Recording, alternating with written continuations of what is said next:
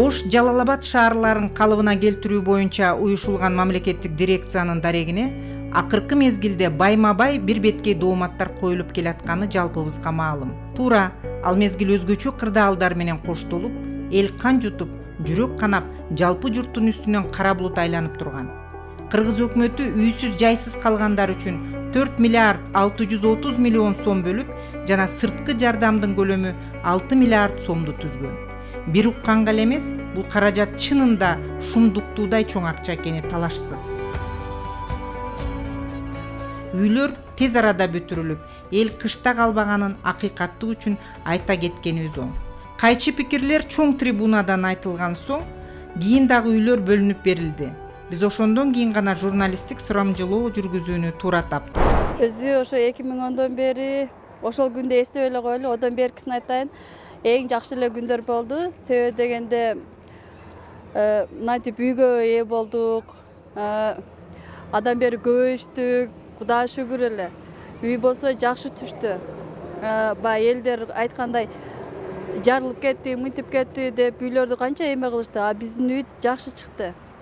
Эч кандай деле жаракасы жок.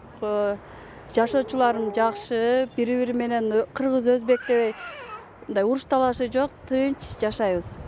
Бардыгы жакшы. Үй 3 комнат. Газ киргизилген.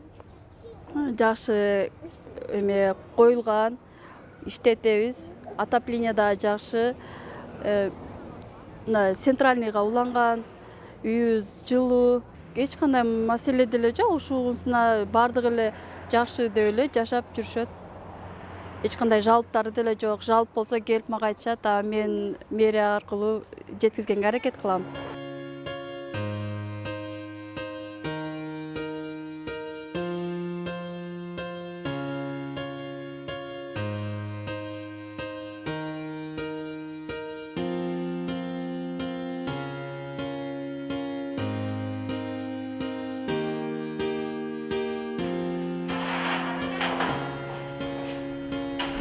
Mana 7 yıldan beri birge yaşayamiz. Meni kızım bitteydi, 2 bo'ldi.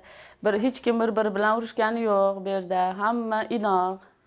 Qo'shnilar bir-biri bilan inoq, yaxshi yashaydi. Bir-birimizga kirib chiqib yuramiz.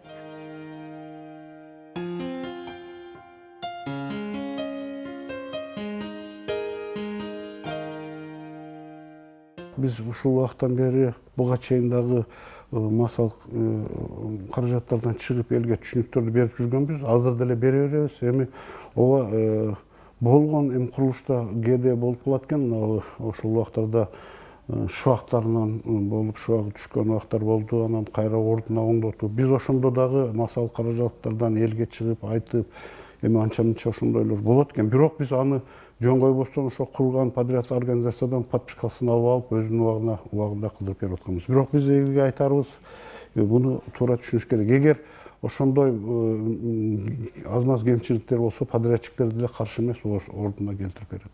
Эми бу жерден дагы айтып коюш керек. Бул үйлөр, мына дирекция курган үйлөр Ош шаарында бир жаңылык болду деп дагы айтсак болот. Себеби бул убакка чейин мына айтабыз, Ош шаарында 16 этаж үй курулган эмес. Бизге азыр ошо дирекциянын тарабынан ошону мен до конца ошону айтып өтөйүн деп атам. Эми дирекция тарабынан жаңы технология боюнча курулду. Бизде мына Союз малында бардыгы эле мына крупнопанельный үйлөр, кыш үйлөр, анан комплекстүү үйлөр деп ошолорду гана курат элек. Ошол акыркы убак ошол дирекция куруп атканда ошол технологияга дал келдик. Жаңы технология боюнча курулду. Бул дагы не только Ош эле эмес, бардык Кыргызстан боюнча жаңылык болуш керек. Биз каркасный үйлөрдү, бу жерде основной каркасный үйлөрдү ушул сейсмикалык зонага туруштук бере ала турган үйлөрдү долбоорлоп, ошондо бул эми каркасный азыр Кыргызстан боюнча эле Ош боюнча бардыгы жаңылык. Каркасы биринчи тургузулат дагы, анан кийин дубалдары жеңил эмеден заполнить этилет. Буну биз элге дагы түшүнүк берип аттык. Мына ошо 16 этаж курулуп атканда дагы бардыгы элдер көрүп турушту процессти. Биринчи үйдүн каркасын тургузуп алат ошо 16 этажга чейин. Ол каркастан турат. Мына эме буну элге жалпак тил менен айтканда мына баткенче сыныч деп коет. Ошол катары каркастары турулуп, анан дуалдары өзүнүн өзү гана кармай турган материалдардан толтурулат. Буга эч кандай элге түшүндүрүп, биз буга чейин да айтабыз, түшүндүрүп келатабыз, дагы айтабыз. Эң коркунучтуу эч эме жок, бул сейсмикага туруштук бере турган зданиялар. Мына буга чейин Союз малында дагы Ошко 12 этаждан 9 этаждан бийик үйлөр курулган эмес. Мына жаңы технологиянын негизинде мына 16 этаж курулду. Мына Кудай бурсазда дагы ген пландар иштелип атат.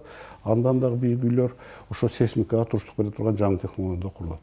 Эми көзөмөл эч качан көзөмөл бошоңдобойт. Көзөмөл бул өкмөттүн берген тартибинин негизинде, мына өкмөттүн өзүнүн токтому 95 токтом бар. Биз 95-тин негизинде иштейбиз. Көзөмөлдү биз бардык шартта бирдей алып кете беребиз. Эч көзөмөл андай бошоңдоп калбайт. Мына дагы бир айтып кете турган бир маселе, мына элге айтып коюш керек. Биз башынан бери ушу түшүнүктөрдү берип атабыз. Мына айтып калдыңыз, 16 этаж үйдө. 16 этаж үйдө азыр эксплуатацияга берип, бардыгы толук жашап атышат. А жерде азыр айтыш керек, элге дагы бир айтып кетиш керек. 16 этажда подвалында мына сууну берген, отоплениени берген, акыркы современный техникалар турат, насостор. Алар ушул атайын өзүнүн режим менен иштешет.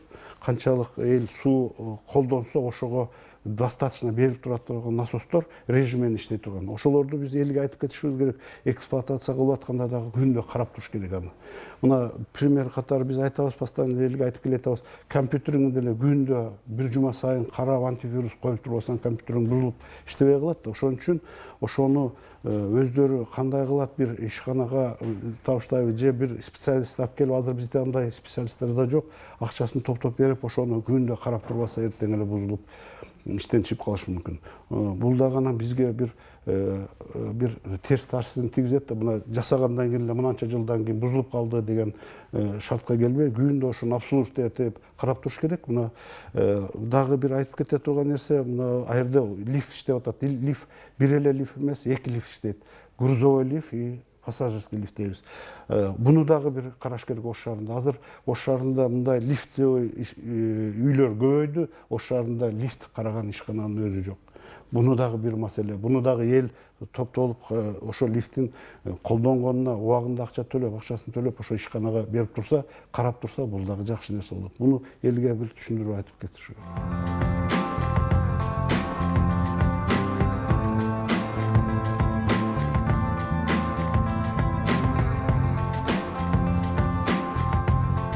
Сакал, эми азыр кечээден бери сүйлөшүп атабыз. Жана генералдык дирекция боюнча Ош Жалал Абаддагы 10-жылдагы июнь айларындагы тополоңдон кийин кайра калыбына келтирилген иштер, эми айрыкча үйлөр жөнүндө. Мен көрүп турам, азыр үйлөрүңөр жакшы эле курулуптур. Анан бирок ошол ген дирекция жөнүндө ар түрдүү пикир айтылып атат да, үйлөр жакшы курулбай калды, тез берген жок, көп акчаны жеп алды, сабаты жок болду деп. Сиздин оюңуз кандай? Менин оюм эми 10-жылкы ушу окуя болсо болот эле, тилекке каршы болуп кетти. Одан кийин жакшы өкмөтүбүз бар экен, башка спонсорлор дегенде болушу менен Кудайга шүкүр восстановление иши башталды. Şu восстановление иши 10-жылдан Жантөре Жолдошевичти дирекцияны башкаруучу кылышып тайындашты. Ошодон эми о адамдын колунда 1,5 миңдей адам иштеген болсо керек каминде. Kuruluşlar başladı, Xudoga şükür. Keç bolsa ham, keç başladı biroq, zato nima qishga bitirishib berdi. 28 kvadrat, mana shu qator uydi. Shu birinchi yili. Bu manavi keyin solindi. Bu ham o'sha 11-yili solindi. O ildiydi. O'sha Xudoga şükür, Allohga aytganimiz bor ekan, el bor ekan, hukumat birlik degende köp adam yardam kolunu çözüp o şeyle uydu bitiriş verdi. Bunda armirovani bari pishig'ish armaturalarla aylantirilgan nima deydi sisma poyez. Rosa pishiq uylar. Kim aytsa, yomonlasa bekarda aytibdir. So'bdan sonun bunda uylarda yashagan emasmiz bugacha. Xomg'ish ya guvalak devor ya bir taxta ya bir haligi nima deymiz paxsa shunday Xudoga shukr, endi Allohga aytganimiz bor ekan, shuncha yomonlik ko'ruvdik, mana yaxshiligini ham berdi. Abdan sonunu solingan uylar, odamlar prosta suylayveradi. Kuchi yetmay. Juda bitta jantarovga kontrolni qila olmagan jantarov. Bor edi kontrol, injeneri bor, texnichki obsluživ personal bor, tekshirib qilingan ishlar, abdan sonunu qurilgan uylar. İki жақты тоже jabrlandi, Qirg'izlar тоже, O'zbeklar тоже iki tarafdan o'lim bo'ldi, iki tarafdan yo'qotuvlar bo'ldi. Materialniy ущерб, moralniy ущерб bo'ldi. Endi shu bo'lsa bo'latili, bu aytdim-ku, da qaytalam endi tilakka qarshi shunday bo'lib ketdi va endi Allohning ishi va uchinchi kuchday va kimdan chiqdi, endi chiqdi. Biz ham Qirg'iz O'zbek qadimkidan shunday intivoq yashagan ellik xudoandachiligimiz bor, bordi keldimiz bor, to'yimiz bor degandek bir yerda yashasak bitta arg'idan suv ichganmiz. Endi bo'lib ketdi endi. Baribir haligi bir petno, bir yer kessiz yara bo'lib, nima bo'lib qoladi ekan, shiram bo'lib qolganda ichine dog' qolar ekan endi. Biz misol uchun unutvordik, nimaga endi? Biz tushunamiz ham, bu yoshlardan chiqdi, bu qanday nima bo'ldi? 3-yil deb. Qanday baribir Xudoga shukr, sekin yoshlar haligi da ularda bıstrida bolalar, yoshlarcha ularda kichkina unutish qiyin bo'ladi dem. Eskilarda yo'q, mana avtobus chiqsa hurmat qiladi, qirg'iz bola bo'lsa shap o'rnidan turib joy bo'shatadi, boshqa Xudoga shukr tengdashib yaxshilanib kelyapti muomala. Endi buni bu yog'i sekin-sekinda endi bunda ish bir kun, 2 kun, 1 yilda chechilib qo'yadi ekanda, Xudo xolasa o'rniga tushib qoladi, yaxshi bo'ladi. 70 kvadrat menga solindi. Ikkita uyim kuyib ketuvdi. Ikkalovi ham o'rniga vatanimiz bo'ldi-da. Yaxshi. Bari talqalangan, Talqalangan edi. Shu. Hammasi yaxshi, sifatli solindi-da uylar. Materiallarni oqchasi bilan berdi. Sement bormi, taxta bormi, hamma yo'q, yaxshi bo'ldi. Endi Xudoga shukr, mana tinch yashayapmiz hozir. Uyda hech kim yo'qotuv bo'lgan yo'qmi? Yo'q, bizda yo'q bo'lgan yo'q. Jindek anaqa psixologik tomondan jinday nima bo'lar ekanda? Ashuna jinday nima bo'lishdi, keyin psixologlar yordamida o'zlari sal o'zi keldi endi. Planda shu proyekt bo'yicha yozgandami? Proyektni qog'oz berdi. Hamma shtuchniy, moncha sement, moncha tovar dedi. Hamma yo'q keldi-da, ashuna. Даже aytayapman, oshchasi bilan keyingi odamlar uylariga jindeki xospostorga soldimi? Ashlarga ham oshib qoldi bergan narsalar. Kimlarga bu shu gap kerakki, shu yomon bo'ldi, yetmadi degan. U absolyutno noto'g'ri gaplar. Nimaga deganda mana biz o'z ko'zimiz bilan ko'rib turdik. Hamma yo'q limit bo'yicha hamma berilgan. Mana endi tez bo'ldi. Mana aytib o'tgandek, bari ko'p uylar eski go'le bilan. Endi normal uylar bo'lsa, shu pishiq nima xomg'ish bilan, pishig'ishdan qilingan uy yo'q edi mana territoriyada. Mana bundan keyin shu 10-yillik voqeadan keyin hammasi pishig'ish bilan bo'ldi. Tevasiga seysmopostlar qo'yildi. Vobshe oldingi uylar nurab to'kil bo'lgan uylar edi. Endi mana hammasi yaxshi. Hech noliydigan joyi, kimda kim nolisa bu noto'g'ri ish. Bu hali qo'pol qilayotgan nonko'rlikda, bu mana bo'ldi deyishchi, bu yaxshi nima emas. Boshqa birov buni qilib beramadi. Misol endi mana mahalgacha shu uylarda shunchalik o'nglashga ham ko'pchilikda возможность yo'q edi endi. Endi Xudoga shukr deyishimiz kerak. Endi yoshlar ham yaxshi, oldingiga qaraganda o'zi yaxshi tomonga sdvig bor. Yaxshi tomonga sdvig bor. Mana endi televideniya boshqalardan nima bo'lyapti, mana intifoqchilik bo'yicha peredachilar beryapti, ko'rsatyapti. Bu propaganda agitatsiya yaxshi bo'lyapti. No, vaspitaniya bo'yicha shu nimani ko'proq peredachini ko'rsatsa yaxshi bo'ladi. Ko'proq vaspitaniya. Haligi boshqa konsert-konsertlarda o'rniga eng birinchi bizga nima kerak? Intifoqlik kerak. Intifoqlik bor joyda shu ish oldiga siljiydi. Intifoq bo'lsak, hamma yaxshi bo'ladi. Nointifoqlikdan baraka ham qochadi, ish ham oldiga bosmaydi. Shu meni nima talabim shu intifoqlik bo'yicha, vaspitaniya bo'yicha peredachilarni nima qilib ko'paysa yaxshi bo'ladi. Endi juda o'zgarish katta bo'ldi. Birinchi endi hech narsa qolmagandi, yonib tugab bo'lgandi. Hayvonlar ham, boshqasi ham endi Allohga shukr yordam berib mana O'sha oddiy mana shu uyda olganingizda ham, shu xonadonda olganingizda ham butunlay boshqacha edi. Mana Allohga shukr, yordam berishdi, shunchalik bo'lib qoldi. Boshqalarimiz ham hammasi rozi, endi chiroyli uylarda o'tirishibdi. Endi qayta nima deydi? Har kim o'zini yo'qolgan pichoq oltin, sopini oltin bo'ladi deydi, ammo lekin unoq bo'lgan bilan hozirgi quruq yashab turgan uylardan hammasi rozi. Meni o'g'lim svarchi bo'lib ishlaydi.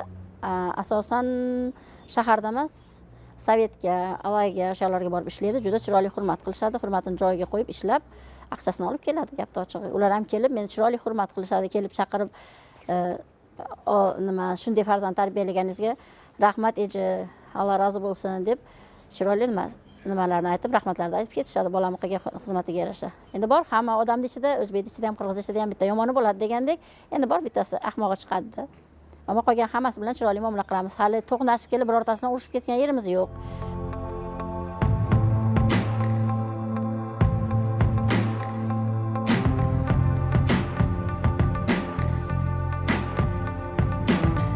Ар түрдүү сөз жүрүп атат да, массалык маалымат каражатында, саясатчылардын ортосунда, элдин арасында. Эми сиз калыс кишисиз да, жаш барып калган, көп жыл мамлекеттик кызматтарда иштеген. Айтсаңыз, ушул элдин арасында айтылып аткан жана акчаны жеп алышты, үйлөрдү начар курушту, өзлөрү каалаган жасашты деген сөз чынбы? Men shu ishni boshlanishidan tortib 10-yil voqealaridan keyin, iyun voqealaridan keyin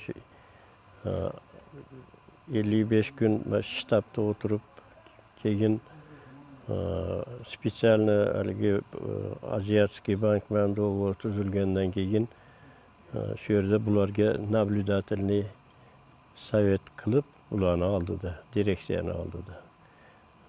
Akimboyev boshliq, eski partiyniy работникlardan bilasiz, O'rozbek. Biz ikkalamiz internatsionalniy nima tuzdik, yaxshi spetsialistlardan naблюдательный sovet qurib, bularning ishiga непосредственно ko'p kursi deylamizda bo'lgan voqea. Ko'zim o'ldirgizdik, bularga yordam qildik. Odamlarni haligi kelishmay qolgan, bunday qilib qurib berasan, bunday qilasan, qurib berasan degan talablari bo'ldi u mahalda. O'zaro sporlar ko'p bo'ldi. Shu sporlarni ko'plarini chechishga biz odamlar bilan uchrashib, hamma yerda shu пострадавшийларni to'plab, shularni bir masalaga keltirib, ularni представительlarni olib borib, tig'iz ishladikda shular bilan el bilan. Juda praktik ko'p vопросlarni chechdik ular. Bu direksiya bu Jantara Yo'ldoshevich juda ishni ko'zini bilgan bo'lgani uchun shu odamlarning uylari o'z vaqtida qurilib, ko'p vопроslar chechildi. Men har xil gaplarni eshityapman, lekin hech haqiqatga to'g'ri kelmaydigan nimalarda o'rtada bizni местный власть, haligi Melis Mirzahmatov deganimiz bo'lgan merimiz, shu ko'p to'sqinlar bo'ldi. Shu mahalda nimani o'ylab chiqarishdi? Gen plan bo'yicha qilamiz deb. Gen plan bilan qiladigan bo'lganimizda hozirga to'g'ri bo'lmas edi uylar. Gen plan yo'q. Hech qanaqa buni nima qilish oson emas. Mana bugungi kunga to'g'ri polnisli gen plan yo'q o'sha shaharda. Tezda bitkazish kerak edi. Qishga to'g'ri odamlarni uyiga kirgizish kerak edi. Shunga ular konferensiya chaqirib, boshqa qilib, ministerstvolarni to'plab, boshqa qilib gen plan qilamiz deb qancha 6 oy vaqt o'tib ketdi-da, surib boshlamasdan. Bu narsani iyul-avgustda boshlasa bo'lar edi. Ular o qishga kelib boshlashdi. Shu 10-yil odamlar qiylanib qishda qolib ketishdi. Tezda qurish kerak bo'ldi. Ancha-muncha kamchiliklar quruvchilarda ketadi-da. Bo'lmasa, обыкновенный uy qurganda ham mana shunaqa kamchilik bo'ladi. Ancha-muncha bo'lishi mumkin. Tak selim, hamma uylar turadi mana joy-joyida. Normalniy ishlayotadi. Norozichilik hamma yerda bo'ladi. Biz o'z vaqtida shu norozichilik bo'lgan yerlarda qurilish materiallari yetmay qolib, haligi poдрядный organizatsiyalar kam berib qo'ygan yerlari ham bo'lgan. Shunda norozichilik bo'ldi bizga. Muncha kubometr les berish kerak edi, muncha sement berish kerak edi, muncha anaqa armatura berish kerak edi degan jalblar ham tushgan bizga. Biz shularni razbor qilib o'z vaqtida shu kam bergan nimalarni ularga dalojat qilib, meri bir nima qilib, momentalni ularni nima qilganmiz. Udovliyat qilganmizda olmay qolgan, yetishmay qolgan materiallarini olib berganmiz hammasiga, rozi bo'lishgan. Yine ular o'zlari ham kaprizni chit qilib, "Mayari nimanday qilib berasan, meni uyim manaqa edi, bu yoqqa qolib turaverasan" deb shunaqa qilgan yerlari ham bo'ldi. Juda ishlar ko'p bo'ldi-da endi bu qurilishni ishini yaxshi bilasizlar. O'zingizning jeki o'yingizda bu siyosatga aylanib ketgan yo'qku? Shu men ancha-muncha shunaqa siyosat bo'lyapti. Kimgadir yoqmaydi bu ishlar. Uni boshlanishidan oldin o'zi shunaqa местный власть ko'p ham yaxshi nima qilishmadi. Men xursand elaman, chunki prezident Roza O'tinboyevani vaqtli prezidentni vaqtida men u kishiga общественный помощник bo'lib qoldim. Shu общественный помощник bo'lib u kishiga ko'p marta qayrildim. Manaqa bo'lyapti, talash bo'lyapti, vaqt o'tib ketyapti, qishga bitmay qoladi deb ko'p gaplarni qilib bu masalalarni ko'p ko'tardik.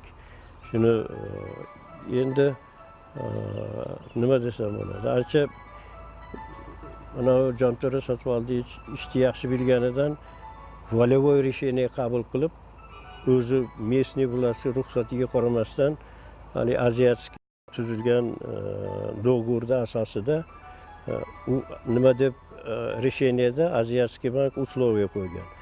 Kimi qayerda uyi kuygan bo'lsa, asherda vastonayt qilib berasan degan условияsi bor. Shunga asoslanib turib, vitse-premyer bo'lib qo'ygan holda qo'l qo'yib Sotvoldi deb o'ziga ответственность olib, bu местныйlarman saqlasayotgan. Ko'p marta harakat qilishdi, lekin bu yerdagilar hali u deb hali bahona topavergandan keyin sirazi o'zi решение chiqarib, yine uyni tezlashtirishga, qurishga harakat qilib, yo'q yerdagi yerlarni sotib olishib, boshqa qilib odamlarning uylariga, ishxonalarga, boshqa yerlardan joy topib, shaharning ichiga joylashtirdi-da shuni. Aziyatskiy bankni условияsi bo'yicha qurishdi. Chunki ular aqchani berar ekan, ular tomonidan ham to'xtatib qo'yildi. Boshlashmayapsan, nimaga qilishmaysan, shahardan tashqariga chiqish kerak emas, mashada qurish kerak degan условияni qo'ygan ekan ular. Shu условия asosida harakat qilib yaxshi ishladi. Shu siz aytgandek vaqti bilan kimgadir bu yoqmadi. Shunga kelganda vaqti bilan qo'zg'alib kelayotgani 7 yildan beri har xil sabablar. Shunaqa siyosat ham aralashib ketdi bu ishga.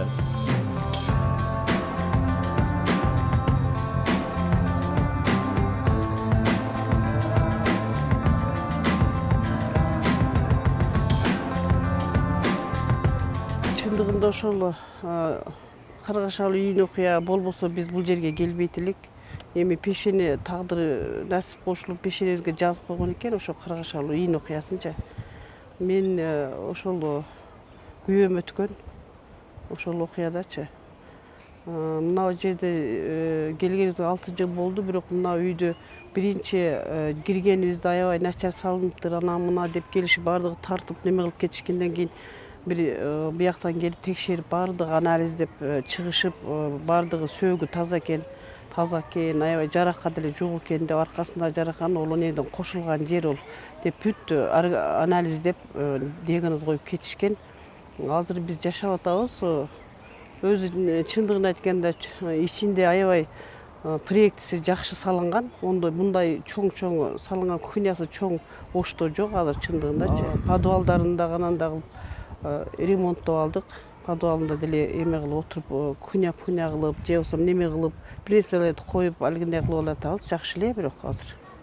Чындыгында биринчи келген жылдары ар нерсе деп неме кылып көрүштү, сөөгү таза деп баарын анализдешти. Турбалары, немеле ошолору самопал экен деп айтышты.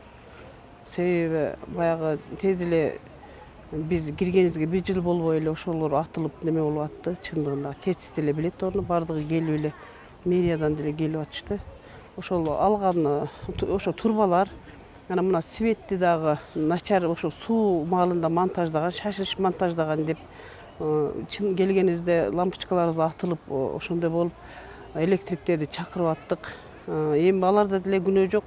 Тезирээк үй жай кылып бере коелук, тез киргизе коелук. Ушу элдер ушинтип айылдан келгендер көбүнчө жокторду издеп, дайынсыздар дайын балдарын издеп, мен деле күйөөм мисалы үчүн 40 күндөн кийин табылды. Ошондой тапканга издешип айылдан келип үйлөрү жок квартираларда жүрдү да. Ошого байланыш тезирээк эле бере коелук ушуларга деп шашылышып, шашылыш түрдө ошо монтаж кылган үчүн, ошо суу боюнча монтаж кылган экен, ошол гана ошондой болуп калды чындыгында. Өздөрү деле айтышты, суу боюнча монтаж кылынган. Ошон үчүн биз ушундай болуп, немеңер ушундай болуп атат, светиңер деп. Бияне бир квартирага берилген. Анан кийин ал мына жерде неме кылган, ол өзү келип жашап атат. Бир 2-3 ай гана берип турду. Анан булар мындай чындыгын айтыш керек, неме бардак жашайт экен деп бардыгын чыгарып ташташты.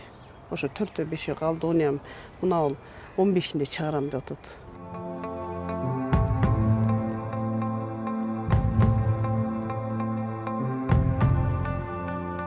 Бұл мәселе бойынша өзім пикиримди айтсам, 2011 жылдан баштап мен шул мамлекеттик дирекцияда курулуш тармагын башкарган бөлүмдө иштедим. Эми чынын айтыш керек, ал убактагы момент башкача болчу. Ошого байланыштуу өтө татаал убакыттар өттү. Ошого байланыштуу мына биздик курулушчулар биз баш болуп күнү түнү аракет кылууга туура келди. Себеби ошол жылкы кышында чыгып кайра көптөгөн курулуштарды пландаштырып, үстүнө баягы авариялык абалдагы бузулган жерлерди кайра калыбына келтирүү жумуштары башталды да. 2 мен 3 мен суббота, воскресенье жумуш жүргүздүк. Буга биздин курулушчулар, дирекциянын кызматкерлери бүтүндөй аракетин жасашты. Ал эми элдеги кийинки кездерде айтылып калчу сын пикирлер, дооматтор десек болот. Ал тургай өтө эле чоң бир мындай күнөөлөрдү тагып жүрөт. Бул таптакыр туура эмес деп ойлойм. Себеби аны бир кандайдыр бир саясий кызыкчылыгы бар гана кишилер жасады деп ойлоймун. Ошол кишилер кантип сөздөрдү айтканда мен таң калам. Себеби өзүнүн көзү менен келип көрүп, ушул биздин акыбалды көрүп, жасап жаткан жумуштарды көрүп, анан ошондой пикирлерине айтканына биздин ушул депутаттар болсун, депутаттык комиссия болсун, эми анын депутаттык комиссиянын жалдаган деп айтсам болот. Жалдаган эксперттерин эми аман эле болсун. Алар деген курулуштан таптакыр демеси түшүнүгү жок. Бир жөн эле экономист, же болбосо башка тармактагы суу боюнча курулушчулар, же болбосо соода кызматында иштеген, же болбосо бухгалтерлар, ошолор келип кайсы демен курулуштун сапатын, кайсы курулуштун көлөмүн текшермегиле. Ушунун баарын айтсак, эч кандай реакция жок. Дагы эле ушул дирекция күнөөкөр деген пикирлерди кагазга жазышып, жогорку кеңешке, өкмөттүк уюмдарга жеткизип турушту да. Ошонун кесепетинен мына иштердин шарк этишине бир топ бут тосулду деп айтат элем. Себеби ал күнүгө эле келип, күнүгө эле текшерип атса, кишилердин баягы инициативасы кетет экен да. Ушул 30 айдын ичинде, 1,5 жылдын ичинде, 2,5 жылдын ичинде 5 жолу счетный палата текшерди. 5 жолу. Аягында мына 2 жолу парламенттик комиссия текшерди. Эми калган бул налоговый же башкаларды мен айтпай эле коеюн. Ушунча текшерүүдөн кийин деле канча маалыматтарды берсек деле кезде келип эле утур эле кайра анан кийин ушул дирекциянын немеси маселеси чыга берет да. Бул негизи келип туруп ушул биздин бир саясаттын туура эмес жактары болду деп ойлоймун. Эми накта иш жөнүндө айтсак, ушул мына дирекция аркылуу курулушта бир 4 миллиардтын тегерегиндеги курулуш монтаждоо иштер, долбоорлоо иштери жүргүзүлдү. Бул иштерди айрым адамдар ойлойт, ушул жалаң гана Ош шаарында эле болду деп ойлойт. Бул сумма Ош шаарында эле болгон жок. Бул кийин немеге биздин биринчи дирекциянын аталышына Ош жана Жалал Абад шаарларынын калыбына келтирүү деген названиеге, аталышка кошумча кирген. Ош жана Жалал Абад облустарында кошулуп. Ошон үчүн Ош жана Жалал Абад облустарынын көп жерлеринде бул иштерди биз жүргүздүк. Мисалы үчүн Жалал Абад шаарында толугу менен ошол жабыр тарткан кишилердин камсыз кылынды үйлөр. Базар Коргондо, Аксыда, Өзгөндө, Кара Сууда ушул иштердин бардыгы жүргүзүлдү. Ошол суммалардын эсебинен жанагындай 4 миллиарддан ашык сумма болду. Бул толугу менен мен мындайынча апыртып айтсам 10дон кем эмес жолу текшерилди. Атайын токтом менен бир булактан курулуп аткан курулуштардын курулуш уюмдары менен биз келишим түзүп аткан убакта келишимде атайын пункт жазганбыз. Ушул курулуш уюму ушул курулган үйүнөн же башка объектисинен, мектептен же башка жерден 1 жылдын ичинде бир кемчилдиктер чыкса, курулуш уюмунун күнөөсүдөн кемчилдиктер чыкса, ошону убагында жоюп берүүгө милдеттенме алышкан. Ошон үчүн ар бир үйгө, ар бир объектиге, ар бир мектепке ошо курулуш уюму 1 жылдан ашуун убакыт бою көзөмөл кылып, майда чүйдөсүнөн бери ушул эмесин аткарып турушту. Бир экиле мисал үчүн азыркы кезге чейин эми бул жанагы үйлөргө, биз курган үйлөргө ар жактан келген кишилер алды. Жаштары бар, карлары бар, айылдан келген көпчүлүгү, өзбөгү бар, кыргызы бар. Ушулар мынау канализацияны пайдаланганды билбейт экен. Канализацияны пайдаланганды билбейт, кагазды дагы, мусорду дагы жанагы памперстерди ыргыта берип, качан болсо эле канализация иштебей калат. Ошонун эсебинен подвалдарга суу толуп, бир топ чырлар чыкты. Көрбөйсүзбү? Ошол эле ток, мисалы үчүн, ток күйүп кетти, зым күйүп кетти. Бир эле точкага нагрузканы өтө ашыкча берип коюп, аны жасабай атышты. Ошолордон бери ал турмак замогу бузулуп калса оңдоп турушка телефон чалып турушту да. Барып турду, ошентип эмгек кылып аттык. Мына Ош шаарында мындай бир массивный бир микрорайон курганга жер аянты жок. Ошол азыркы чыгып аткан жер аянттарын дагы ошол 34 үйдүн ичинен 27-си ушул эмеде, Ошто. Ошону дагы жеке адамдардан сатып алууга туура келди. Буга чейин чоң деңгээлде ШОС деген микрорайон куруу боюнча идеяны берилген. Ал өкмөттө дагы каралып, колдоо тапкан. Бул мына Ош менен Кара Суу районунун чек арасындагы эстеликтин жанындагы 33 гектар жерди, ошону предварительный ТОсу түзүлүп, суммасы чыгып, ошол жерде бир 40-50 көп этаждуу үйлөрдү куруу, мектебин куруу боюнча сунуштар кеткен. Бирок тилекке каршы ошол жер баягы сугат жер болуп атпайбы? Айыл чарбасынын жери болуп атат. Бирок ал жерге кайра мектеп салынып туруп. Эми мектепти ал жер азыр негизиден бир чекесине мектеп салынды да. Азыркыга чейин берилбей турат. Ошол жер чечилбей турат маселеси. Көпчүлүк жер. Баары бир ошол жер микрорайон болот деп ойлойм. Эгер ошол жер убагында чечилип, анан кийин ошол микрорайон курулганда бардык проблема чечилмек. Үйлөр арзанда болмок. Себеби көрүнгөн жерге коммуникация тартыш керек, электричество тартыш керек, суу апарыш керек, канализация кылыш керек. Эң сонун болмок. Ушул идея тилекке каршы ишке ашпай калды. Бул боюнча биз өтө көп жерге маалымат бердик, салыштырма бердик. Мисалы үчүн салыштырып көрдүк. Бишкек, Ош, Жалал Абад ошол 1 метр квадратты чагып чыгарганда биздин Оштогу биз курган үйлөр, ошол жанагы күл үчүн тапшырган үйлөр эң арзан болуп чыкты.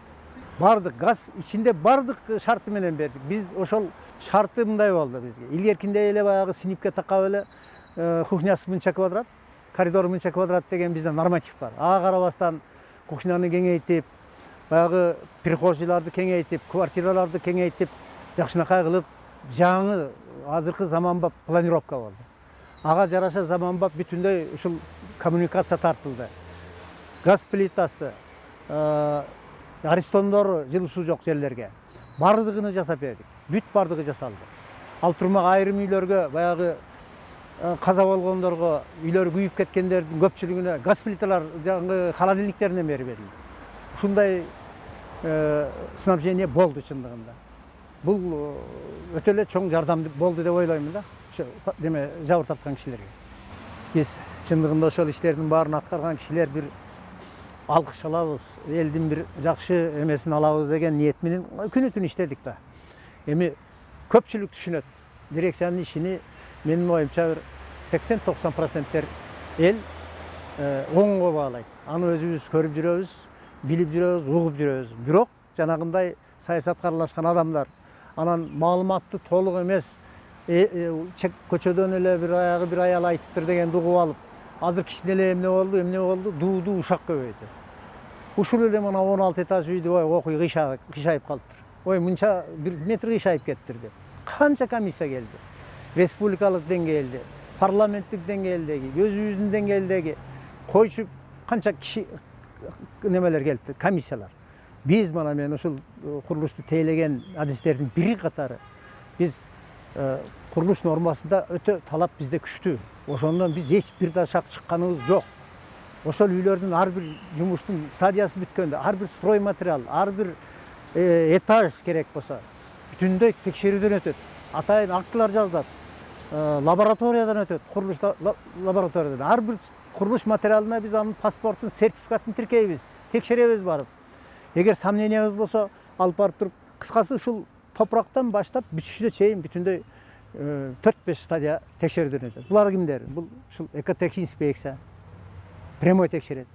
Биздин өзүбүздүн технический надзорлор, ошол проектин чизген авторский надзорлор.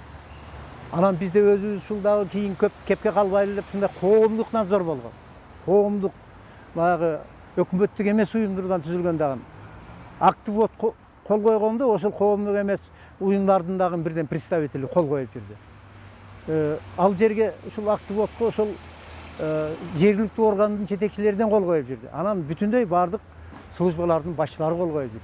Ошондой эме менен өткөзүп бердик. Мына 7 жыл өттү. Мисалы үчүн ушул объектилердин тапшырганыбызда көпчүлүгүнө баягы 2 жылда 16 000 жер түрөө болуптур. 16 000. Анын ичинен 7 бал ушул 7 бал биз бошто болгон жокпу, бирок 5-6 балга чейин жетип атты. Кудайга шүгүр, азыр мындай эми микротрещинеден башка калгандары жакшынакай каркастарыбыз жакшынакай турат. Бул жөнүндөн биз ошол Кудайга шүгүр деп турабыз.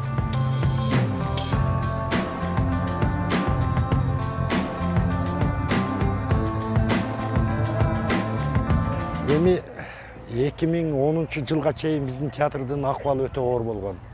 Ошол 2010 жылга чейин мен 2006 жылы ушу театрга зам директор болдум. Ошол зам директор болгон жылдардан мурунурактарда ошо мен бу жерде артист болуп иштедим, анан завпост час болуп иштедим. Ошо завпост час болуп иштеп турган убакта мен аны билбейт экенмин. Ал убакта мен бул театрдын иши жөнүндө эч немем жок эле, конечно, мен анда артист элем.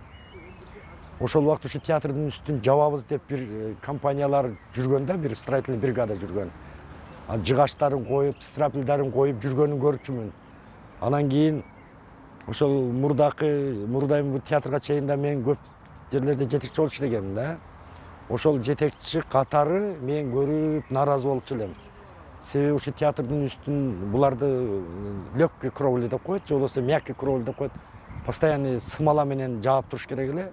Мага ал жетпей калгандан кийин муну жабышка туура келип, ошо шипр менен жаба баштаганда биринчиден бунун үстүн шипр менен жабышка мүмкүн эмес эле. Себеби бул шипр өтө оор. Бир шипрдин өзү салмагы 30 канча килограмм чыгат. Анан ошондо ошол жаап келип, театрдын жарымы жабылбай калганда бул эң опасный нерсе.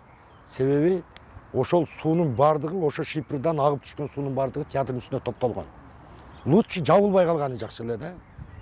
Анан топтолуп туруп театрдын ичине айдаган суу ичип, эң опасный зрительный көрүүчүлөрдүн залдын үстүндө атайын жандай үндү сактап калуучу, үндү жаңыртпаучу бир немелер менен коюлганда мындай волнистый кылып ошол түшө баштаган, көрдүңүзбү, суу өтүп туруп. Бул эң жаман нерсе.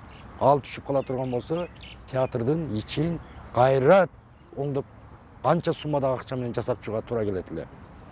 Ошол убакта анан кийин бул эч ким деле карабай калды театрды, ошо боюнча брошенный болуп калды театрдын үстү. Потолоктордон суулар ага баштады, сценадан болсо полный акты суу. Анан кийин ошол убакта жана тополоң чыгып кетти. Театрды мындай караган адам, театр уже бир мындай өтө оор аянычтуу акыбалда турганын көрөт эле да адамдар. Жарымы шипырланган, жарымы шипырланбаган, страбилдер коюлган, страбилдерге күн тийип, суу тийип, ургай баштаган ирейип. Ошол убактан кийин дирекция, Ош Жалал Абад шаарларынын калыбына келтирген дирекция уюшулду. Дирекция уюштурулуп, ошол Өзбек драм театрын, филармонияны калыбына келтирүү иштерин баштаганда, ошо Сатыбалдиев личный чакырып, мен ошондо ушул ремонт иштери боюнча комиссиянын председатели болдум ушу театрда. Анан ошондо айтты да, ушул экөөнү неметкенден кийин эң көп Ошто түштүк жергесинде эң көп мероприятиялар, международный жандай немелер өтө турган ушу театр. Ушуну кошо ремонттоп коелу. Ушунун сметаларын түзүп берсеңиз, же каерде эмне иш кылыш керек, ушуларды бизге көрсөтмө берсеңиз, биздин немелер смета түзүп, ушунун ремонтун баштасын деп. Анан ошондо Сатыбалдиев өзү лично мен билем, жынсы кийип келип ушу крышага чыкканда ошо киши чыгып бүт көргөн. Көрүп ал как строитель катары ошо көзү жетип, анан кийин ушунун биринчи крышасын башташ керек деген. Качан биз сууну токтотобуз, суу өтпөй калат, анан ичинде ремонтун баштайбыз деген да. Ошондо мен лично мына неме экөөбүз барганбыз. Ушул немете турган строительный компаниянын жетекчиси экөөбүз барганбыз. Барып, ошол мына Нокатскийден мен айттым, кытайский тиники менен жабылбасын. Биз УКСдан сурадык, башка строительный компаниялардан сурадык, эмне менен жабыш керек театрдын үстүн. Десек көбү айтты да, эми жапканда театрдын немеси бузулат. Өзү жабылыш керек эмес эле бул. Бирок вынужден жабышка туура келет. Башка эч нерсе менен жабышка мүмкүн эмес, только российский или казактардын производство чыгарган тиникелер, оцинковый тиники. Анан кытайдык менен жаппагыла деди. Себеби кытайдыкы 3 жыл, 4 жылда жок болот. Анан биз барсак, ушу российский менен Казакстандын тиникеси бар экен. Ушул тиникени мен лично тандадык экөөбүз. 3 рулон тинике кеткен ушул жерге. 3 рулон. Ар бир рулондун салмагы 4 тоннадан экен. Ошондо 12 тонна тинике кетти да бу жерге. Анан ошону койдук, срогу, ошо гарантиясы бар экен. Гарантиясы 90 жылга чейин экен да тиникенин. Эми кандай? Азыр мына эми суу деген өтүү проблема жок. Бардык жакшы, ошол ичинде ремонттодук.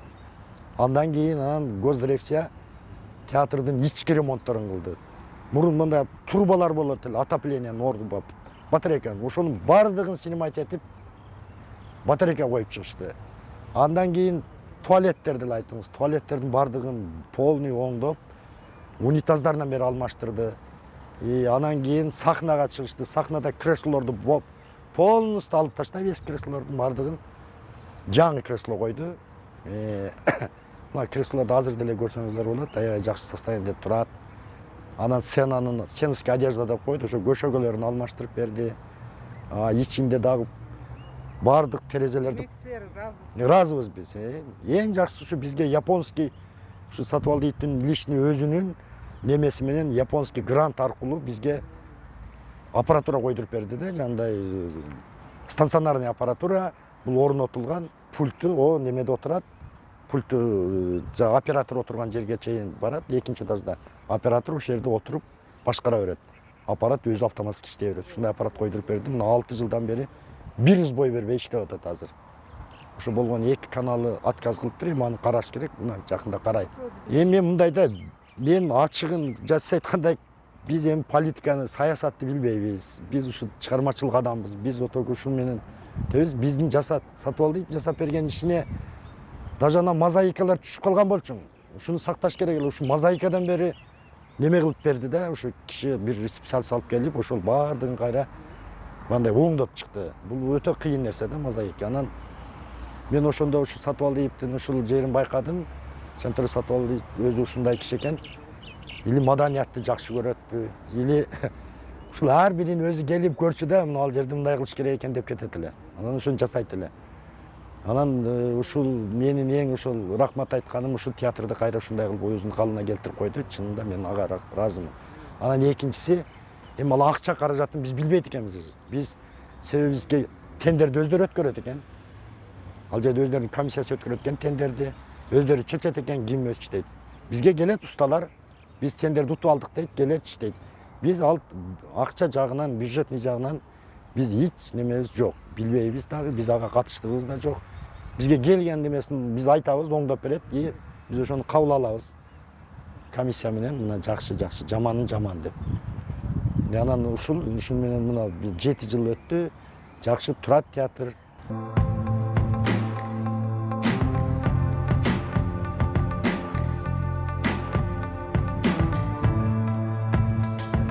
Ошо моралдык жагы кандай болду? Ошол күндөр менен ушул күндөрдү салыштырууга болобу? Маселен мен 90-жылдагы окуяда ошол окуяны да башыбыздан өткөргөнбүз. Абдан активный өткөргөнбүз. Бирден бул окуя чынын айтайлы, onu окуя болбосо деле болуп калат эле. Бул өзүбүз тараптан эле кетирилген кемчилдик, каталыктан 90-жылда окуя күч алып кетти да, болбосо муну дагы алдын алса болмок.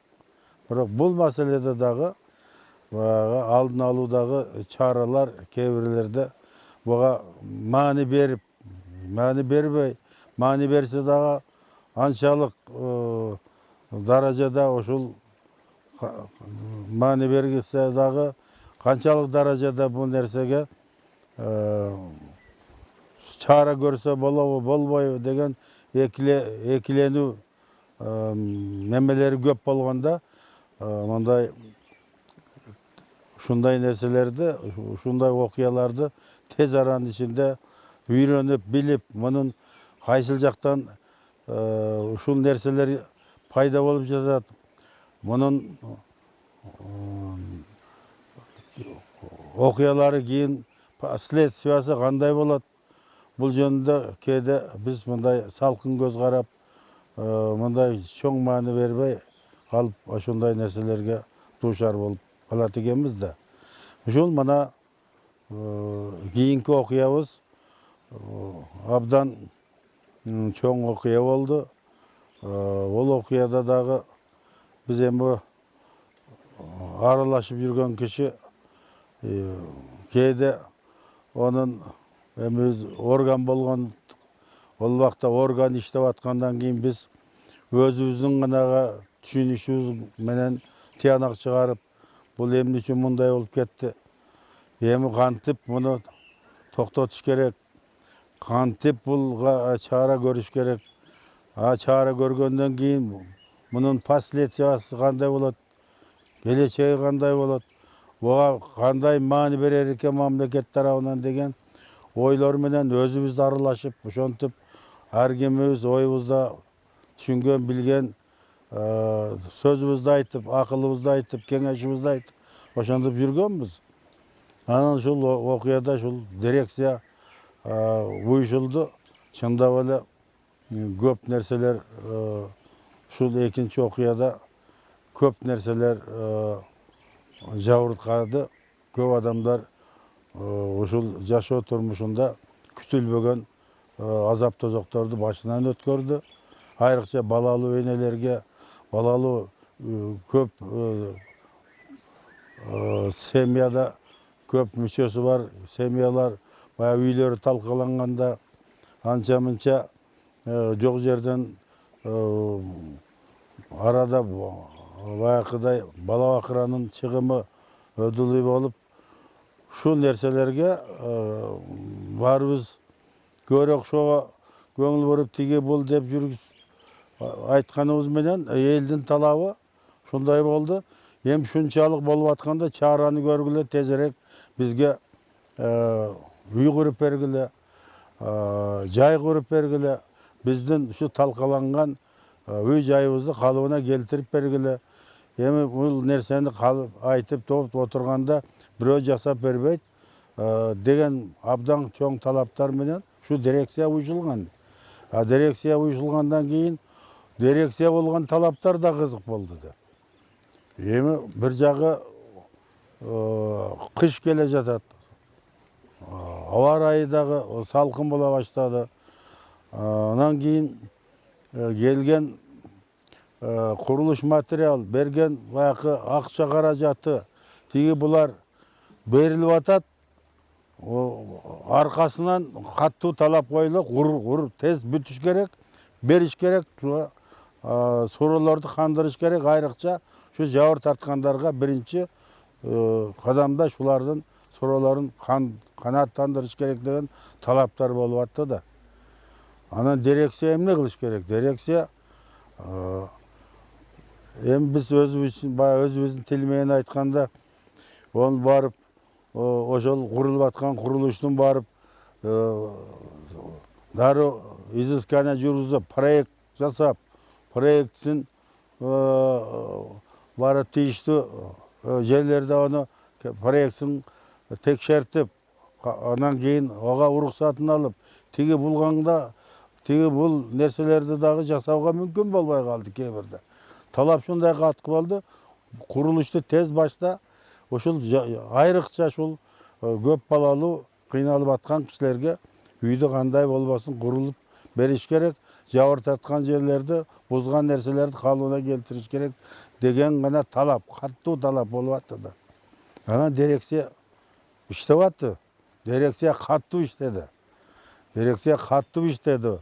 Ошол мезгилде иштегенде эми биз байкоочу катарында жүргөнүбүз менен өзүбүз да барып эсибиз ооп калчу да.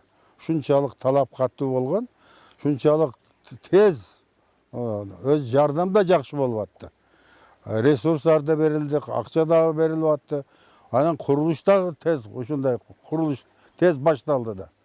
Башталды ошол мезгилде ушул жанагы группалар долбоорлорду ушул эми аны долбоор түзүп, аны текшертип, тияка алып барып, анын уруксатын алган учурлар деле болбой калды. Ошондой тез болуш керек, курулуш керек. Мына жабыр тарткандарга биринчи кадамда шу үй жай берип, шулардын суроолорун канааттандырыш керек деген талап болуп атты. Ошон үчүн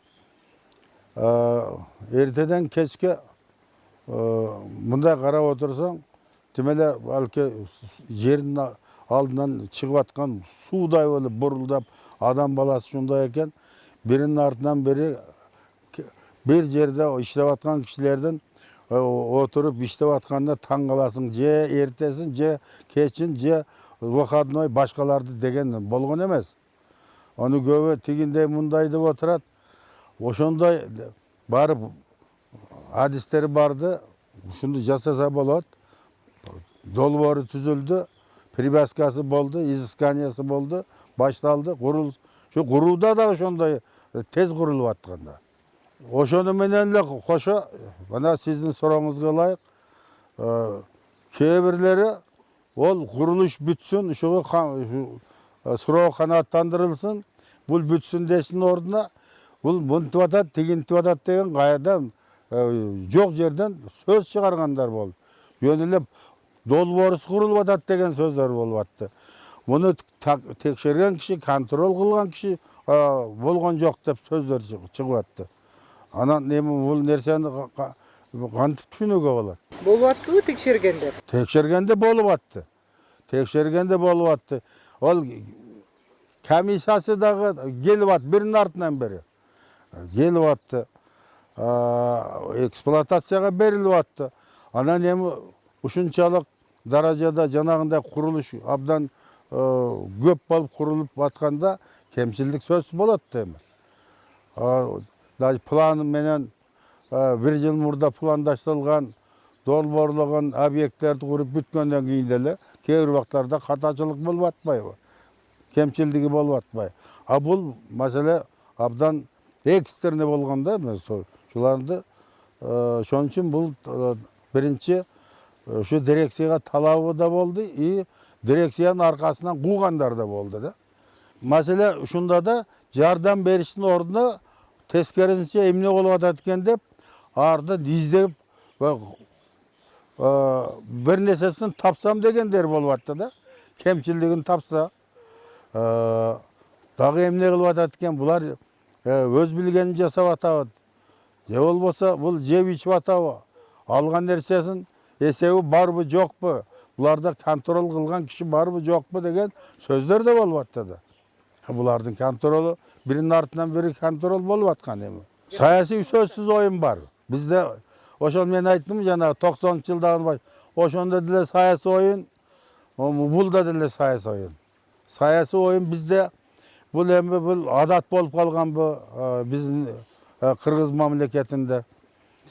Эми ал ошол 90-жыл анан кийинки эки окуяны эске албаганда эле азыр шонун үстүндө канча жыл өтүп кеткен болсо, ошону козгогондор деле бар. Эсинен чыгып калып, кайра блокнотуна жазып алган, бир нерселер эсине келсе дагы козгоп, анан ушуну жазып деп коюп, анан кийин али президентибиздин да башы айланган ушундан болуп атпайбы?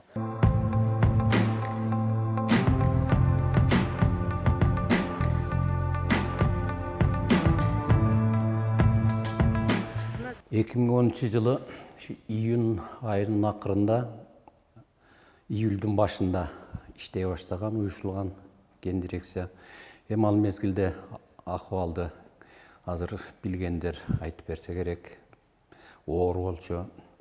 Бар болгону ген дирекцияга 25 жооптуу кызматкер болгон, штаты. Анын ичинен 4-төө Бишкекте болгон, алар донорлор менен, инвесторлор менен иштешкен.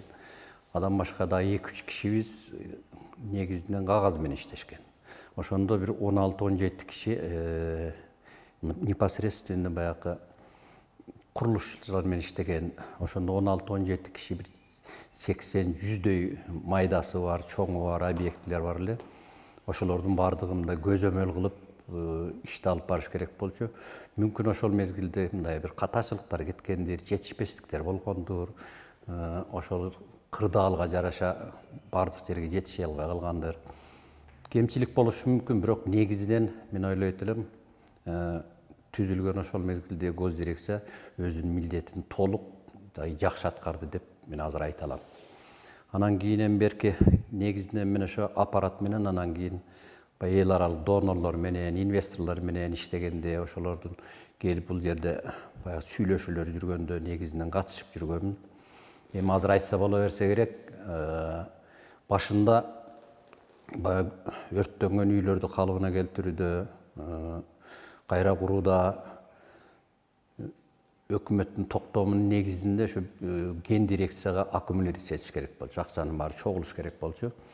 Анан кийин тиги донорлор ошол мезгилде эми эки тараптуу болуп турбадыбы? Бир жак тарап келип алып туруп, мэрияга келди, гоз дирекцияга келди. Эгер ошону силер калыбына келтирем десеңер, ошону кайра курам десеңер, силерге иш бербейби, силерди иштен айдап чыгабыз бул жерден деген сөздөр болгон. Ошонун негизинде анан донорлор сүйлөшүп 4 чет мамлекеттик уюмдар, азыр эми аттарын эстей албай калсам керек, 4төө келип ошо регион кылып бөлүп алышып, көчө кылып бөлүп алышып, анан өздөрү акчасын өзүбүз сарптайбыз, өзүбүз строй материал алабыз, курулуш материалдарын башканын бардыгын өзүбүз жасайбыз. Силер только архитектура жагынан жергиликтүү бийлик менен бизге мындай бир жардам берсеңиздер, кийин курулуш башталганда көзөмөл кылып берсеңер ошонун сапатын, сиздердин ошо Кыргызстандын мыйзамына жараша деп, анан кийин ошол мезгилден негизги сумма 6 миллиард дегендин негизги суммасы 1750 үй кайра курулган. Жеке менчик үйлөр, өрттөнгөн үйлөр, башкалар ошо талкаланган үйлөр. Ошого негизги акчалар кеткен. Андан кийинкиси мен азыр бүгүнкү күндө эсимде бар, орозо ошол мезгилде сентябрда эле. Сентябрда ошо түрк мамлекетинен келишип, ошо өкмөтү жагынан частный мындай бир жеке ишкерлери келип, бул жерде ооз ачырып, ошондо убада беришкен. 11 миллион доллар алып келебиз, Кыргызстанга жардам беребиз, ушундай жаман окуя болду деп. Ошол 11 миллион долларды бирок биз өзүбүз тендерди өзүбүз өткөрөбүз, өзүбүз курабыз. Сиздер только алар дагы айтты, ошо архитектура жагынан жергиликтүү бийликте бизге жер таап берсеңер, анан кийин өзүбүз салабыз деди. Адан башка мына жолдор салынды, ошолордун баардыгы топтолуп келип, гуманитарный помощь деп тамак аш алып келип атты, башкалар алып келип атты. Ошолордун баардыгы чогулуп ошо баягы жок болуп кетти, желип кетти деген 6 миллиард ошонун ичинде бардыгы. Адан башка дагы мына азыр эсиме келип атат, 29 миллион долларлык Азиатский банктын акчасы бар эле. Мына кече 16 жылга чейин Ош шаарында, Жалал Абад шаарында и базар коргондо суу боюнча, канализация боюнча калыбына келтирип жаңыдан салып беребиз деп аларга берген. Алар кече 16 жылы бүттү деп атат. Мен ал боюнча кабарым жок. Ушулардын баардыгы чогулуп келип ошо 6 миллиард түзүп атат. Анан эми алардын акчасы көз дирекция аркылуу өтпөгөндөн кийин биз аны эсептеп бергенге чындыгында мүмкүнчүлүк болгон жок. Өкмөттөн берилген 100 миллион доллар болчу, ошол мезгилде 47 сомдон эле 1 доллар. 4 миллиард 600 канча миңге салган үйлөр бар, объектилер бар, мектеп бар, больница бар. 100 миллион доллар өкмөттөн бөлүнгөн. Ошол сомго айландырганда 4 миллиард 600 миллион чемте болгон да. Ошону ал боюнча бизди 20 жол текшерди, ядан да көп текшерди. Мына 10 жыл, 7 жыл болуп атат. 7 жылдан бери дагы эле ошонун аркасы токтобой келатат. Ушун жеп койду, алып койду деп.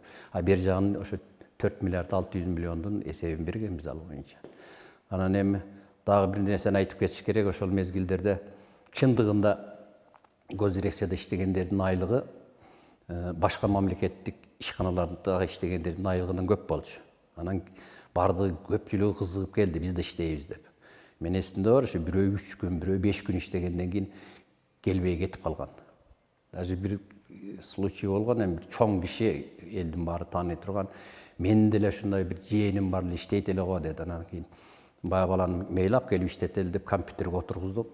16 сааттан 15-16 сааттан иштеген ошол мезгилде көз дирекциянын балдары. Анан 3 күн иштегенден кийин 2 күн издеп таппай койдум баягы баланы. Анан бирөөлөрдөн сураштырып таптырсам, ал жериңиздерде иш оор экен деп анан келип кетип калганда иштей албай кыскасы. Эми ошондо чыныгы патриоттор, анан кийин чыныгы иш билген балдар иштешкен. Азыр дагы мен көп эле көрүп жүрөм. Жеке менчик баягы курулуш компаниялары ошо көз дирекцияда иштеген балдардын аркасынан кууп жүрүп, ээрчип жүрүп ушу ишке алып атышат ошол жерлердин.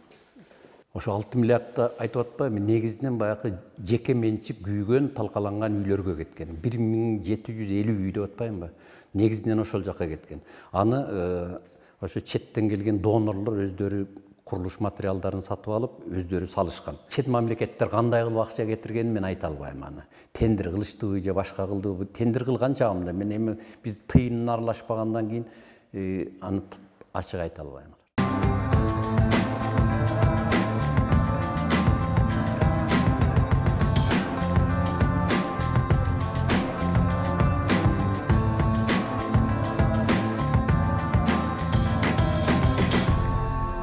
Ген дирекция боюнча акыркы кезде ар түрдүү маалымат чыгып атат, бирок ошонун баардыгы бир тараптуу ген дирекциянын айланасындагы болгон токой суроолорду да жаратып атат. Эми убакыт өтүп кетти албетте, бирок тарых деген өзүнүн тастыгын жасаш керек да. Ушул боюнча сиз Жантөрө Жолдош Сатыбалдиевден кийин келдиңиз ген дирекцияга жетекчи болуп. Ушул чыгып аткан сөздөрдүн негизи барбы? Биринчиден суроо аябай туура болду. Мына тарых үчүн биз дагы көп жерде эле айттык бул маселени. Кылган иштерибизди айтып атабыз, кемчилдиктерибизди айтып атабыз. Тилекке каршы ушул мына 5-6 жылдан бери ошол баягы орустар айтмакчы горох об стенку дегендей нокот дубалга тийгендей эле кайра эле кетип атат да.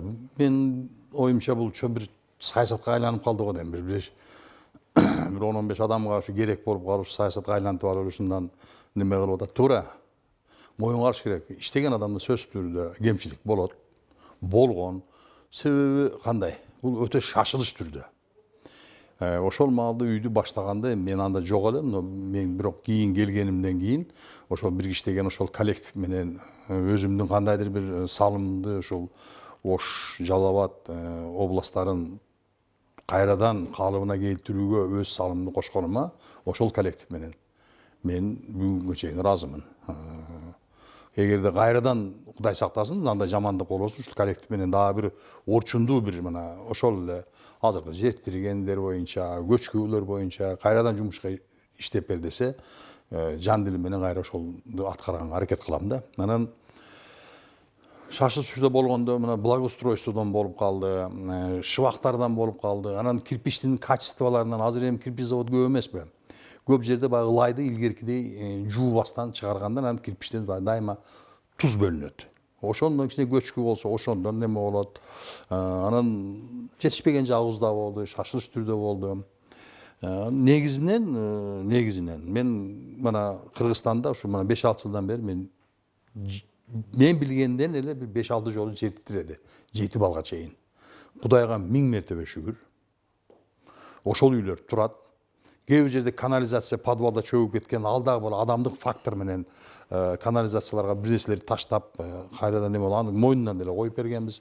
Ошондон перегородкулар чөккөн жерлери болду. Аларды кайра ордуна келтиришти подрядчиктер. Анан эми бүгүнкү күндө ошол сөздөр кайра айтылганы биз деле ушул акталып, мына ушул сиздердин передачаңардан бир колдонуп, биз эле элге журтка чындыгын айталы деп атабыз. Эми ошол маалда бул жагы мына Алайдан болсо, ал жагы Аксыга чейин, бул жагы Ноокат, Баткенге чейин жумуштар болду. Укмуштай. Мен муну биринчи кезекте мындай деп салыштырмалуу эле айтсак болот да. Ошол 16 этаждуу бул ошту биринчи жолу курулуп атат да. Ошонун жанында эле СССР маалында 9 этаждуу үй бар, турат. Бүгүнкү күнгө чейин ошонун лифти иштеген жок. Ал үй 85-90 жылга жетпеген доорду бүткөн үй. Мана бүгүнкү күнгө чейин лифт иштебейт. Биз салган ошол 16 этаж башка үйлөр салганыбыз орто эсеп менен $430-450 ключ берилди. Паласыңды көтөрүп кирип эле жаша. Зерикпесең чаңын арчып кой. Ушундай болду. Анан муну бош турган маселеси боюнча биз эми бул маселеге дирекциянын эч кандай тиешеси болгон жок. Жаңы жерлерди өздөштүргөндө дагы ошол запа чеккендер үчүн ал жерлерди да бөлүштүргөнгө биздин эч кандай тиешебиз жок. Кийлигишкен эмеспиз. Ушул жерден Кудай бизди чындап эле бир сактаган экен. Ага баардыгын документтерин жергиликтүү аткаруу бийлиги чогултушту. Жергиликтүү аткаруу бийлиги чогулту, анан мамлекеттик деңгээлде комиссия түзүлүп, мана мен билгенден 4 вице-премьер болду. Төртөө тең ошол комиссиянын төрагасы болду. Төртөө тең негедир ушул маселени акырына чейин чыкпады. Биринчи башында 437-57 квартира 3 жыл бош турду. Биз башында айттык, шуну бир эле укук коргоо органдарына эмес, бюджетингтерге дагы, маданиятта иштегендерге, мугалимдерге, врачтарга ошол күндөрү мугалим врачтар да түнү күнү жумуш кылган элдин арасында. Ошолорго берелик, себеби каралбай турган үй өзүнчө жок боло берет. Анан сиз айткан эң бир туура, бүгүнкү күндө мен дагы аябай ичим кейип атат, ошол көбү алып туруп батирлерди. Алып туруп ал жерге квартиранттарды чет элдик акчасы көп экен деп бир мен билгенден бир 2 комнаталуу бир үйдө 20га жеткен индус жарандар жашайт.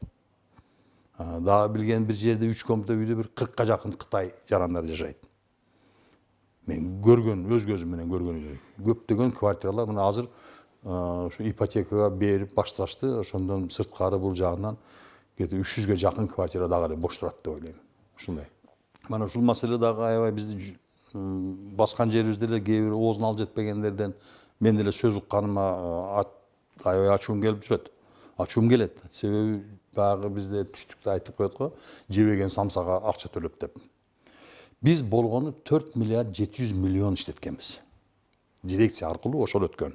Биз ошолго социалдык объектиден баштап Ош, Жалал Абад, Аксы, Ноокенден, Базар Коргондон баштап социалдык объект и 34 үй курдук.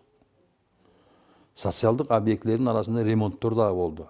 2 жерди өздөштүрүү болду. Бул Аксыда 22 семьяга, 22 үй бүлөгө Өзбекстандан качып өткөндөргө. Ноокен районунда 24 үй бүлөгө жерди алып өтүп, ошолорго жерди өздөштүрүп, то есть электр энергиясын немелер 6 миллиард акча. Бул мана бүгүнкү күнгө чейин донорлор аркылуу. Мана таза суу маселесин иштеп атат. Бул Базар Коргондо, Жалал Абадда и Ошто 11 миллион, Базар Коргондо 5 миллион, Жалал Абадда 5 миллион, Базар Коргондо 3 миллион доллар. Мына АБРдин Азия банкы өздөштүрүү боюнча иштеп атат. Анан муну жеке менчик үйлөр. Мана ушунун баардыгын ошо донорлор өздөрү салды. өздері салып, bir гана нерсе biz жергиликтүү бийлик менен гана макулдашып берип аттык. Көзөмөлдө ортого түшүп гана берип аттык. Эми алар айткандар эң бир туура болду. Себеби чет өлкөдөн келип иштеп аткандар, жарандар. Бул жерде архитектура кайсыл жерде? Газ кайсыл жерде? Кимден турсат алыш керек? Биздин система аларга салыштырмалуу башкача болгондуктан, ошондо гана ушундай бир келишим түзүлүп, ооз эле келишим түзүлүп, контролдо срокту коюп, ошо срокту гана тезирээк бүтүргүлө. Кышка ошол маалда мен ушу Жантура Жолдошев айтып берген, мага балдардын баары өзүм деле ушул жерде жашайм, билип эле жүргөнмүн. Кышка көптөгөн семьянын мына июнда болсо 3 айда 2 үй бүттү Жалалатта, Ошто. 3 айда 48 квартиралуу Жалалатта, 34 квартиралуу бул жерде. Бул деген ушундай удардын темпимен иштешкен балдар. Мен кийин келип ошол жерде иштеген балдардан сурадым. Жада калсам ондай стол стулу жок, кирпичтерди коюп алып отуруп чертеж менен кирпичтердин үстүндө отуруп алып иштегенбиз деп айтат. Мен ишенем ал балдарга. Себеби ошондой маалда ошондой иштөөгө туура келген. Эми баягы чынын айтканда Марал жактан кээ бир адамдарыбыз бар экен, баягы бирөө өлүп атса, бул жактан күлүп аткандар да болгон да.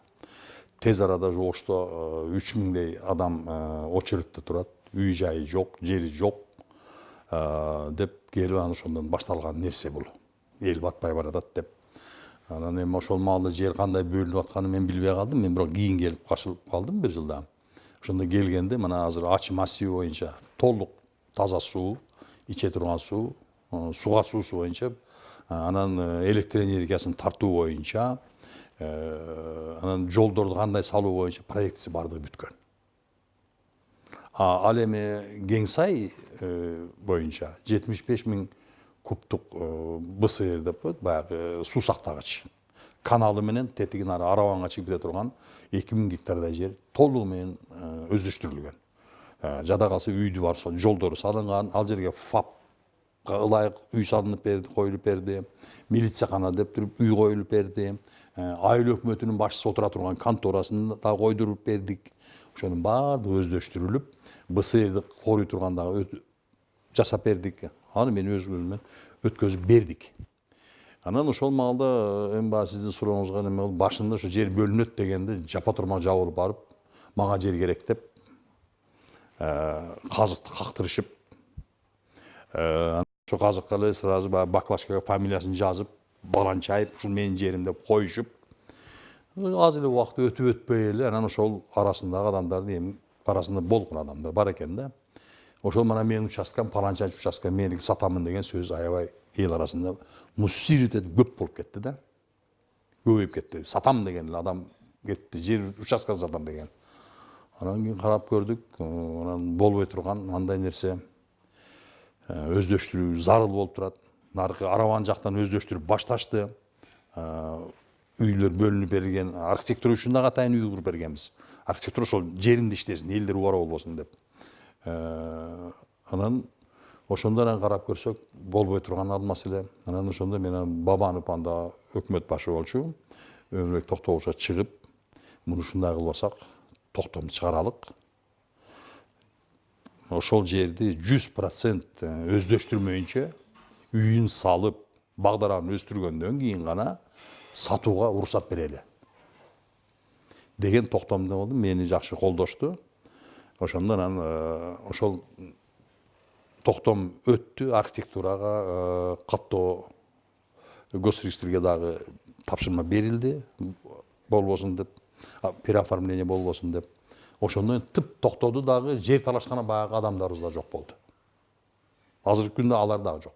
Мына азыркы күндө мына ошо 4 жыл болду ошол Ачыдагы суу сактагыч менен каналдар. Акыбалы кандай болду мен билбеймин. Өткөзүп тапшырып бергенбиз. Эми эртең бул 4 жылдан бери колдонулбай турган нерсе эскирип, чөп басып, көчүп бир нерсе болсо, дагы ким күнөөлүү, дагы эле баягы дирекция күнөөлүү болуп. Бунун дагы уже баягы желкем чуңкур менен эле сезип турам да. Дагы башталат деген ойдой. Кичине эле бир саясат башталганда.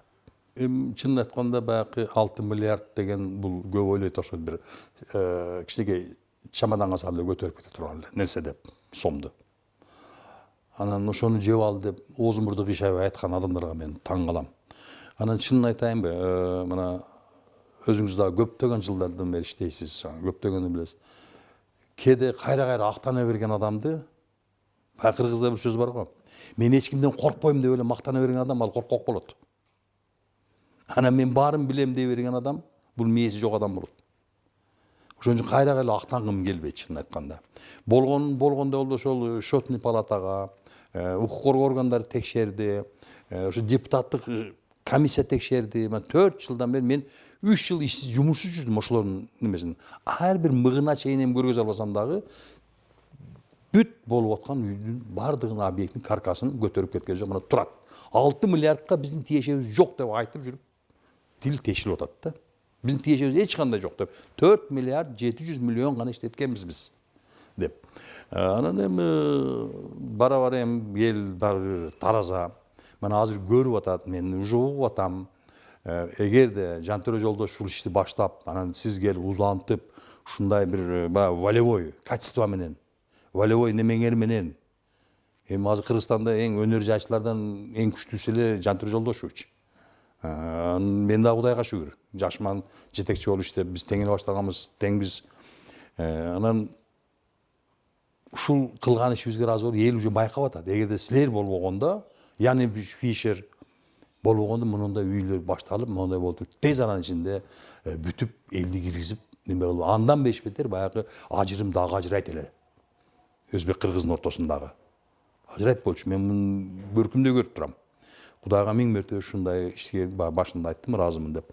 Ошону тез аранын ичинде бүтүрүп элдерди киргизип, баягы кичине болсо дагы жоготконуна караганда, эми жок дегенде бул жактан үй алдым деп өзүнүн неме сууп, анан эл өкмөт бийлик мага мынча жардам берди деп, өкмөт бар экен деп, иштеген адамдар бар экен деп, мына азыр айтып атышат көбү дегенде мен Кудайга шүгүр. Азыр айтып атышат, мына сиздердин курган үйүңүздөр ошол эле бойдон турат деп. Частный мына жеке менчик куруп аткан шаарда үйлөргө караганда. Сиз ойлосоңуз, булардыкы азыр мына отделкасы эч нерсеси жок эле $700 чейин, $900 чейин. А бизде башында айткандай, паласыңды сүйрөп кирип эле жата бер. $430-450 мана бүттү ошол үйлөр. Планировка бирдей. Качествосын мен айтамын жакшы.